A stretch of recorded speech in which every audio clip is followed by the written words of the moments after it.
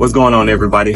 I'm back today answering another question. So this question is, did I either feel anything in a coma or do I remember anything from my coma? Now, for y'all who don't know, I was in a 2-month induced coma after my accident. So now I'm gonna get into the things that I experienced and remember from that coma. Now, I was reluctant to share any of these things because I didn't want anybody to think I was crazy, but today the day. Now, another thing about me, I don't like talking for too long because I know I can talk, and I feel like that when I do talk, it goes on for like 10 plus minutes. So to counteract that today, I'll be doing some wall squats. And then when I can no longer squat, this conversation is over.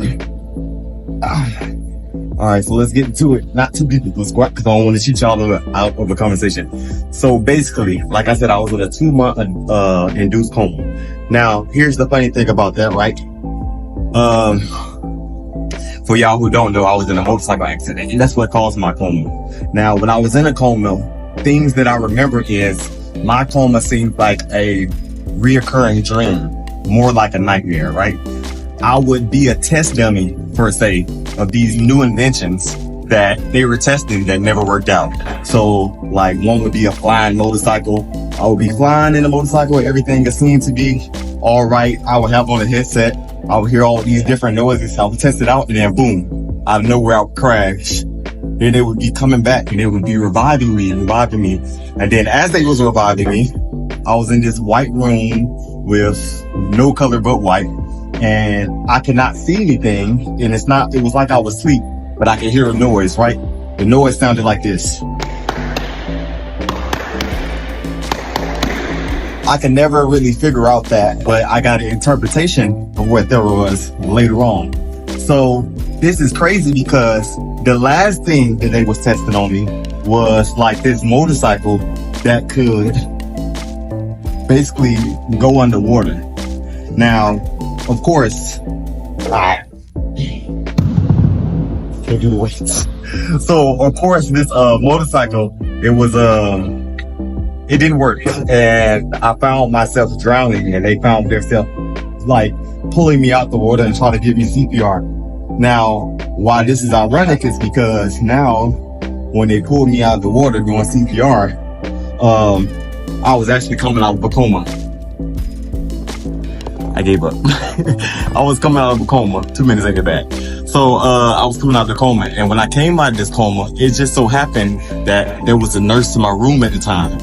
Now, when I came out of the coma, I couldn't talk because I had all these tubes down my nose and I had this trach in my throat, which gave me this spot. She was in the midst of spraying and cleaning out that trach because it could get clogged up with like fluids and stuff. So as I was coming out the coma, remember my last interpretation of the nightmare that I was going through in that dream was what they were trying to revive me. I never really liked these people because they was always putting me against my will on these contraptions that never worked.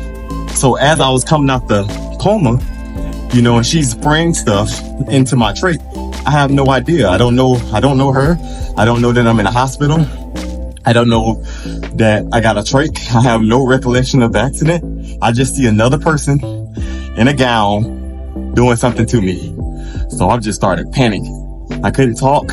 I don't think I was even screaming. I just panicked.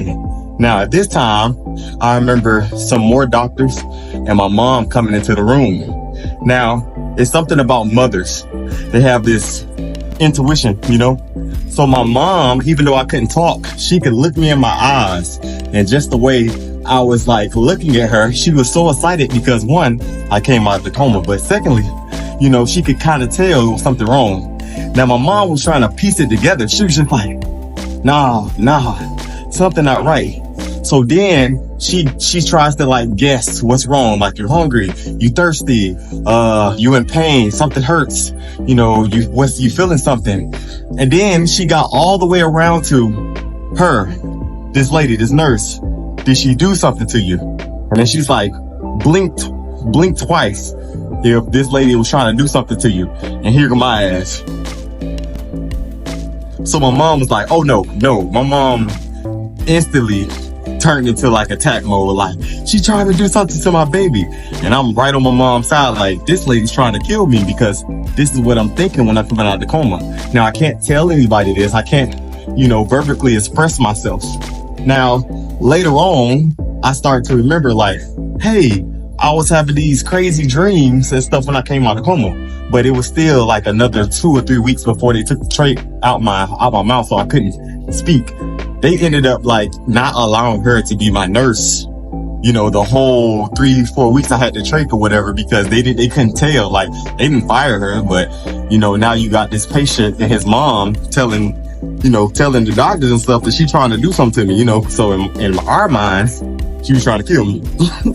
That's just what it was. So now obviously later on, I was able to go back and tell them like, hey, I can't tell y'all what was going on, but I was coming out of coma.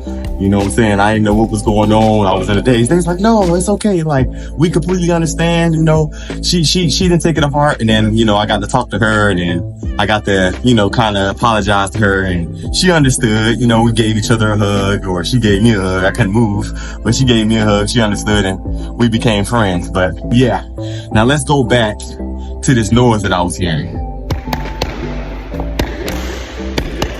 I could never really understand what that is, but the more and more I thought about it, as like I sat in the hospital, when I got out the hospital, I would always seem to have died and go back to this white room. Now, in my mind, this is just my interpretation of what I feel that I was experiencing at that moment. This gonna sound crazy, I understand, but I feel as if God and the devil was playing rock, paper, scissors. But it sounds like they was always drawing, like, rock, paper, scissors, shoot, and then they would both get rock, or rock, paper, scissors, paper, and they would both get paper, and they couldn't decide, like, whether I was going to go to heaven or hell. And then, poof, I'm back, on this place that we call Earth, or at the time, back to being this test dummy. So I don't really know what that means. In my mind, I took it as I haven't fulfilled my purpose here on this earth.